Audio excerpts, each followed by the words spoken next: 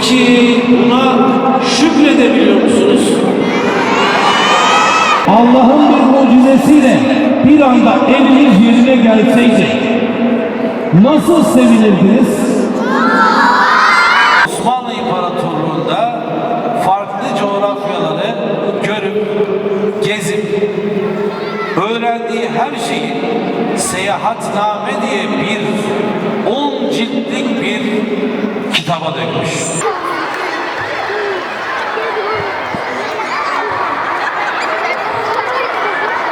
Bir tur döndün. Evet, maşallah. Erkekler seke seke. Aldı. Aynı şekilde dön evladım.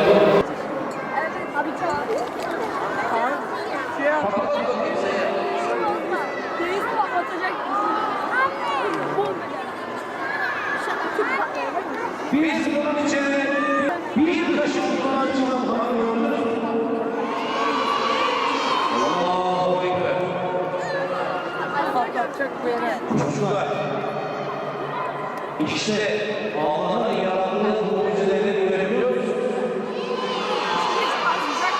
Bir kaşık tuzun içerisinde ne kadar...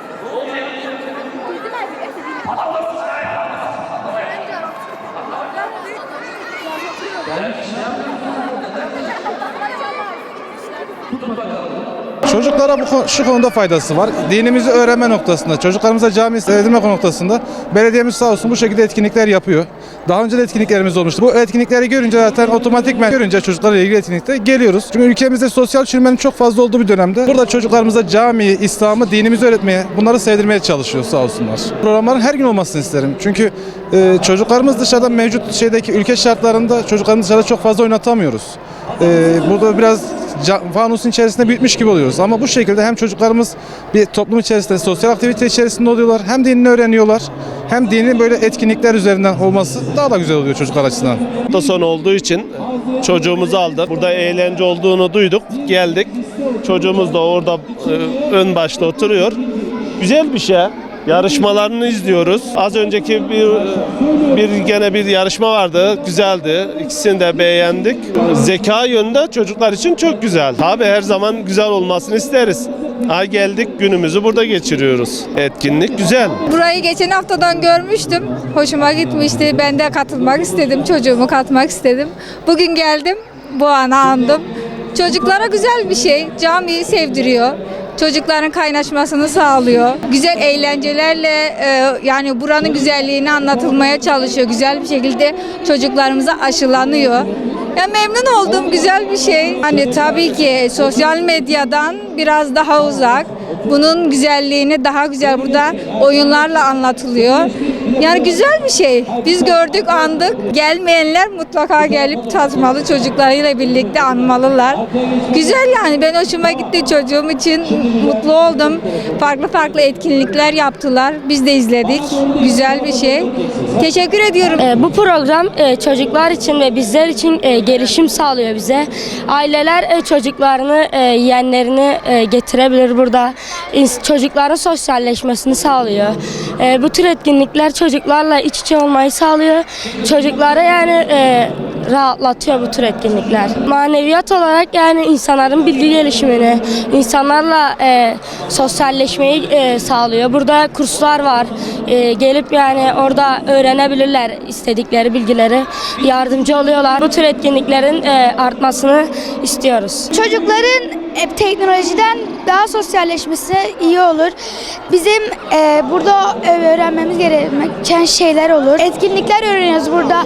İşte sosyalleşmeyi öğreniyoruz. Burada arkadaş olup işte sosyalleşip öğrenebiliriz her şeyi. Bana da evde teknoloji bağımlısı olmaktan buraya gelip sosyalleşmek daha iyi oldu. Evde hep ekrana düştüğümüz için hep böyle ekrana düştüğümüzden dolayı en azından buraya gelip sosyalleşip arkadaşlarla tanışıp burada bir katkı sağlam öğrenmeyebiliriz. Bağlantı kurabiliriz, iletişim kurabiliriz. Rabbimizle bağlantı kurabiliriz. Maneviyatımızı arttırabilir. Program ilk önce çocukların sosyalleşmesini sağlıyor. Ekstra olarak çocuklara hem İslam dinini öğretiyor hem geçmişimiz hakkında, Türkiye'nin geçmiş kültürü hakkında bilgiler katıyor. Çok faydalı bir program olduğunu düşünüyorum. Biz buraya ailemizle geldik. Küçük kardeşlerim orada gerçekten çok eğleniyorlar. Daha çok artırılmasını talep ediyoruz. İnşallah yapılır. Bugünkü program küçük çocukları İslam dinine daha iyi çağırmayı, İslam'ı öğretmeye yarıyor. Burada çocuklar daha çok sosyalleşiyor, birbirlerini daha çok tanıyorlar. Dine daha çok yakın oluyorlar dinle. Burada dini oyunla yani aktivelerle anlatıyorlar. Daha güzel çocuklar öğreniyor, daha güzel sosyalleşiyorlar. Ben yani küçük çocuklar için her zaman yapılmasını öneririm. Kardeşimi getirmedim maalesef. Ailem de gelemedi. Sosyal merkeziyle geldik biz buraya topluca. İlk öncelikle bu program çok güzeldi. Buraya öğretmenlerim, arkadaşlarım ve ailemle geldim. Küçük kardeşim burada çok eğlendi. Bu program hem öğretici hem de bilgilendirici ve eğlendirici bir program oldu bizim için. Ya bu programın devamının olmasını istiyorum. Çünkü burası gerçekten çok büyük ve eğlendirici bir program oldu bizim için.